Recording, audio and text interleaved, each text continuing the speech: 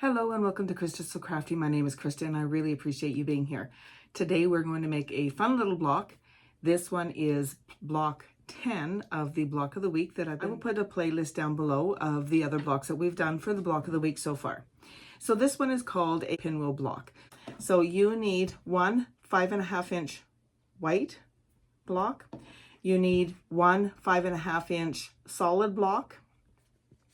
You will need two 5.5 inch blocks that have a contrast. You want there to be a big difference between the two, okay? For the pinwheel effect to happen, to make it look kind of 3D, you need the difference.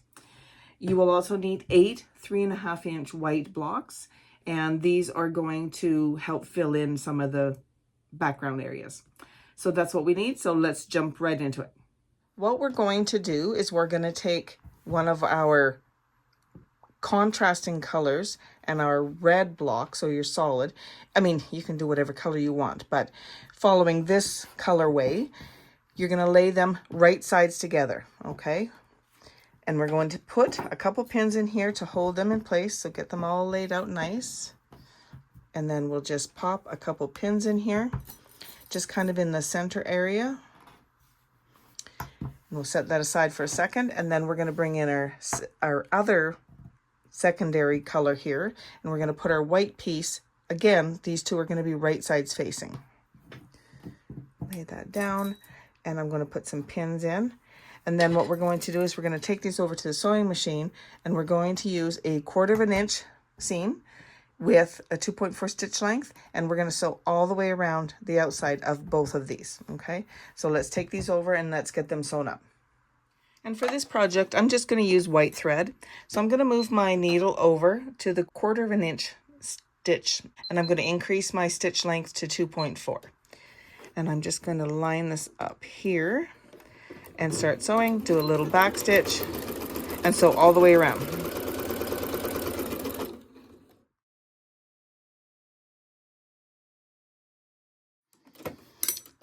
Let's take these over to our cutting board, and we're going to cut them in half both ways. We can take out these pins on both of these and go cut them. So bring in a ruler, and I'm going to cut these. Make sure it's laying down nice and flat. And cut straight through the middle. Don't move your stuff. Just turn your ruler.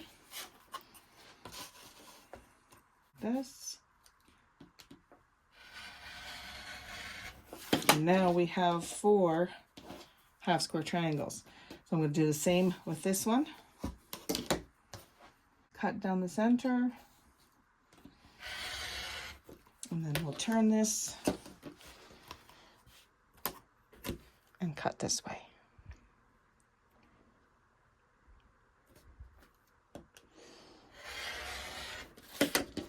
Now we're going to take these, we're going to take these over to the iron, and we're going to give them a press. We're going to press the seams open. I'm going to set my seams. And then we're going to open these seams and press them flat. So I just take my fingernail and kind of press down the center, and that helps to open it up. And then I'll bring in my iron and give it a good press. And I'm going to do that with all of these. Once I get back to the cutting table, I will double check that these are 3.5 inches. And if they are, then I will just cut off the dog ears. But if not, I will trim them up.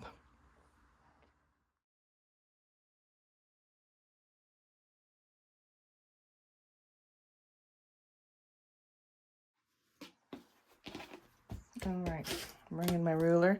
Again, I'm going to use a ruler that has that line down the center, so I can line that up on that center line. And these should be 3.5 inches. And they are. There's just a little bit to trim off this one.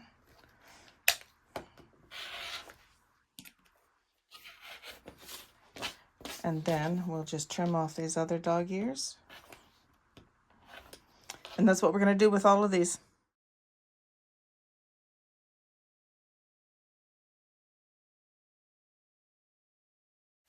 we'll take these to our desk and we can start putting our block together. We're going to start off with a white in the top left corner. Then we're going to take one of the white and the lighter of the two colors you've chosen, and we're going to put it so that the white triangle is facing up, okay? And then we're going to take two white and put them across to complete that first row. Our second row is going to start with a white as well. Bring that down just a little bit. So we'll start with a white, and then we're going to bring in one of our blocks that has both colors. Now with this one, you want the lighter part to be facing up, okay?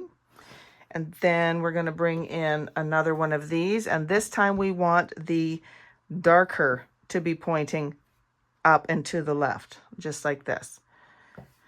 We're going to have this one come in like this, and then we're going to have a white on this side, and then we need a white one with our contrast color here, and then we have this one like so, and this one is gonna go like so, and then we will have two white down on the bottom left part of the corner, and then this one will be like this and like this. Whew, we made it. Let me move this down just a little bit for you.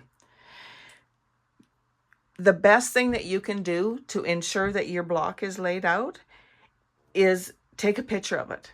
Because when you take a picture of it, I don't know what it does with your eyes, but it straightens everything out. And so if by chance I had this in here incorrectly, it's going to show up real easily.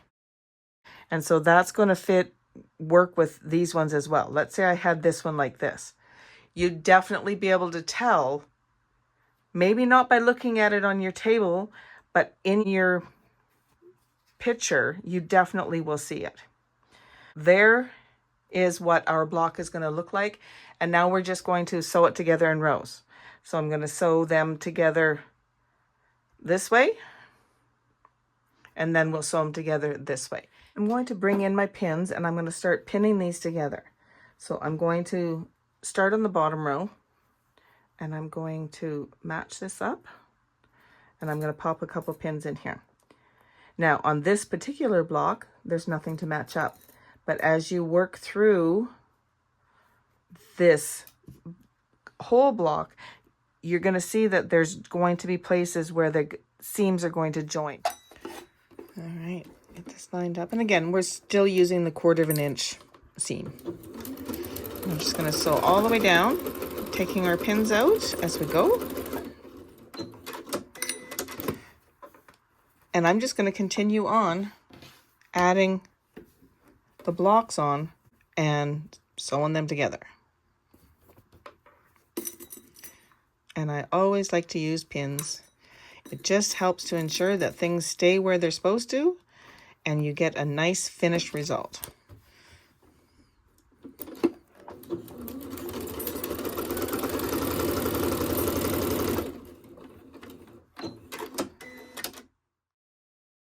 Sometimes what I like to do, I'm just going to bring you over here, we'll take and pin a bunch of these together before I go to the sewing machine, and it just makes things go even that much quicker.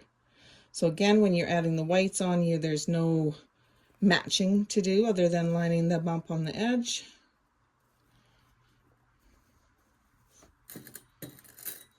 And you want to make sure that no matter what you're doing, you always want to make sure you lay it back down the way it came up. Okay, so now these two seams are going to match up. So what I like to do is to put them together and open it up and ensure that things are matched up in here. And you can feel when they're lined up. And then I take and I put my pin right along that stitch line, like so. And then I'll put a pin on the other side as well.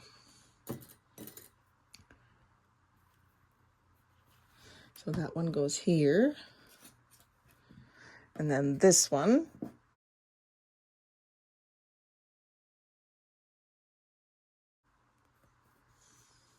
So this is what I'm going to do is I'm going to continue pinning these together, and I'll take them over and sew them and bring them back and lay them out.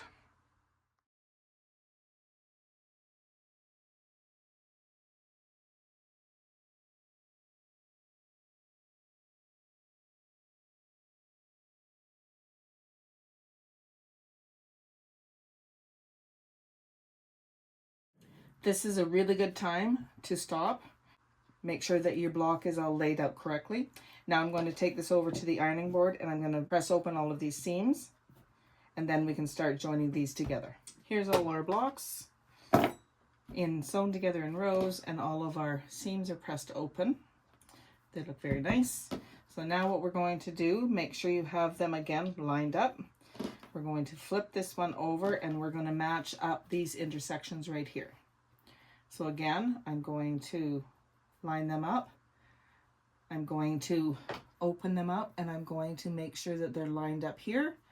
And when I'm certain they are, I'm going to pop a pin right down that seam on each one of these.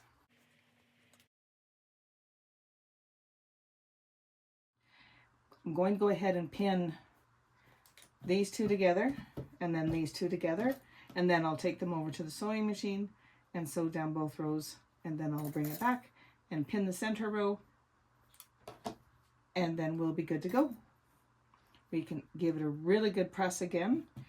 We will press these seams open as well.